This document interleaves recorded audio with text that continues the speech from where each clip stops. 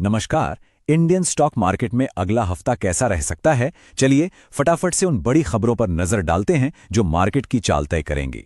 तो चलिए सबसे पहले बात करते हैं शुक्रवार रात हुई उस जबरदस्त हलचल की जिसने ना मार्केट के बड़े बड़े दिग्गजों को भी हैरान कर दिया।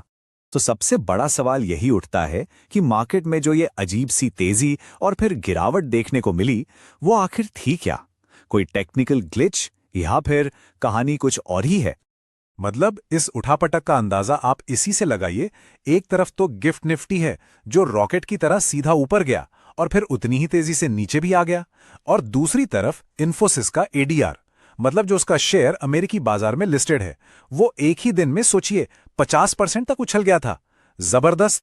अब ये जो इन्फोसिस एडीआर में 50% का उछाल आया, इसके पीछे का राज क्या है? चलिए जरा इसे और करीब से समझने की कोशिश करते हैं।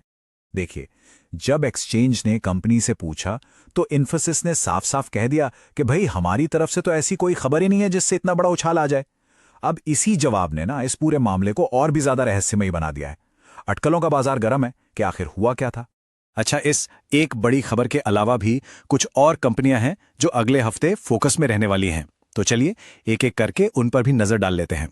तो सबसे पहले बात एनएचपीसी की। इनके लिए एक पॉजिटिव न्यूज है। इनके एक प्रोजेक्ट की दूसरी यूनिट ने भी कमर्शियल ऑपरेशन शुरू कर दिया है। मतलब अब वहां से बिजली बननी शुरू हो गई है। जाहिर है इससे कंपनी की प्रोडक्शन कैपेसिटी बढ़ेगी। अगली खबर है देश के सबसे बड़े बैंक एसबीआई से जुड़ी हुई। उनके चेयरमैन ने होम लोन को लेकर एक बहुत ही एम्बिशियस, एक बहुत बड़ा टारगेट सेट किया है, और वो टारगेट है 10 लाख करोड़ रुपए का। जी हाँ, एसबीआई का लक्ष्य है कि अगले फाइनेंशियल ईयर तक उनकी होम लोन बुक इतनी बड़ी हो जाए। ये नंबर सिर्फ बैंक के लिए ही नहीं, बल्कि पूरे हाउसिंग सेक्टर के लिए एक बहुत मजबूत कॉन्फिडेंस का सिग्नल है। तो जहां एक तरफ अच्छी खबरें हैं, वहीं दूसरी तरफ सीमेंट सेक्टर की दिग्गज कंपनी अल्ट्राटेक सीमेंट एक बड़ी मुश्किल में फंस गई है, और ये मामला जुड़ा है जीएसटी से। कंपनी को 782 करोड़ रुपए का जीएसटी नोटिस मिला है। अब देखिए, ये रकम सुनने में तो बहुत बड़ी लगती है, लेकिन अगर कंपनी का साइज देखें, जिसका मार्केट कैप करीब 3.5 लाख करोड़ का है, तो हाँ, ये एक झटका जरूर है, पर ऐसा नहीं है कि इससे कंपनी की नींव हिल जाएगी। अच्छा, कुछ और फटाफट अपडेट्स देख लेते हैं। फोर्टिस एक नया हॉस्पिटल खरीदकर अपना नेटवर्क बढ़ा रहा है। आईआरसीटीसी को टिकट के दाम बढ़ने से सीधा फायदा मिलने की उम्मीद है।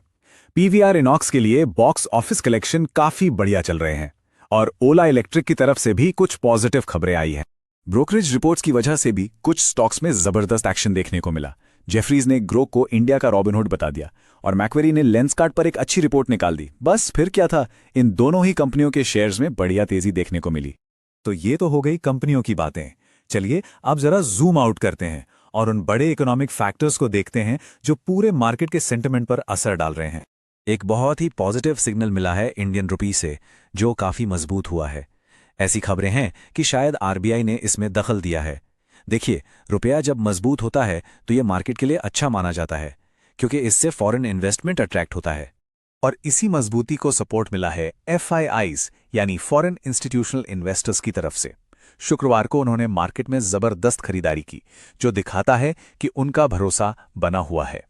और हाँ, आखिर में कुछ ग्लोबल इवेंट्स पर भी नजर रखनी होगी जो मार्केट में वोलेटिलिटी यानी उतार चढ़ाव ला सकते हैं। इसमें वेनेजुएला का टेंशन और कुछ दूसरी इंटरनेशनल खबरें शामिल हैं, जिनका सीधा असर क्रूड ऑयल की कीमतों पर और मार्केट के ओवरऑल मूड पर पड़ सकता है। तो इन सब पॉजिटिव और नेगेटिव खबरों को मिलाकर देखें तो आने वाले हफ्ते के लिए मतलब क्या निकलता है। चलिए एक बार समेटते हैं कि कौन सी ताकतें बाजार को ऊपर खींच रही हैं और कौन से नीचे। तो मार्केट में ना इस वक्त एक तरह की रस्साकशी चल रही है। एक तरफ हैं बुल्स, जिनके पास रुपए की मजबूती और एफआईआईज की जोरदार खरीदारी जैसे हथियार हैं, और दूसरी तरफ हैं बेयर्स, जिनके पास इन्फोसिस जैसी अनिश्चितता और ग्लोबल टेंशन जैसे कारण हैं जो बाजार को नीचे खींच सकते हैं। तो सवाल अब यही है कि आने वाले हफ्ते में इस जंग में कौन जीतेगा?